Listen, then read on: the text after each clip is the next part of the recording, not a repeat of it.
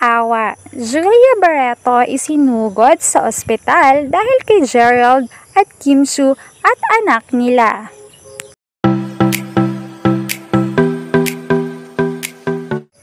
Viral pa rin ngayon ang balita patungkol sa pagsasapubliko ni Kim sa anak nila na Gerald.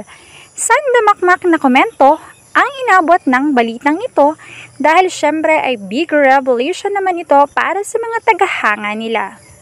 Syempre kung marami ang natuwa ay mayroon namang disappointed at gayon din ay nasaktan para sa karelasyon ngayon ni Gerald na si Julia Barreto. Di bali na raw kay Kim ngayon kasi single naman. Pero paano naman itong si Gerald na may girlfriend at si Julia nga?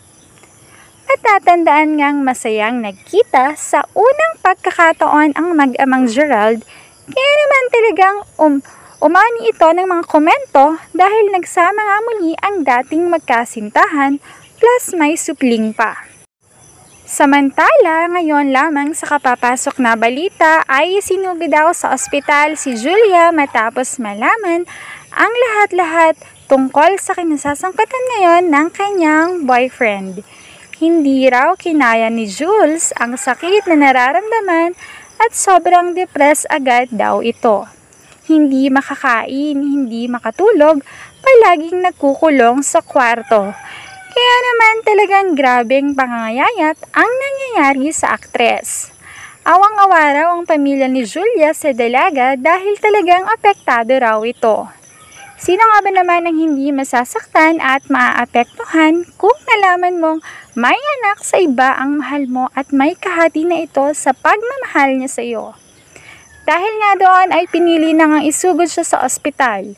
Ang ina raw mismo ni Jules na si Marge Barreto ang nagdala dito kasama ang kanilang driver at isang kasambahay. Sa ngayon ay nagpapagaling ito kasama ang kanyang mga doktor habang nakaagapag naman ang pamilya nito, ang kanyang ina at mga kapatid.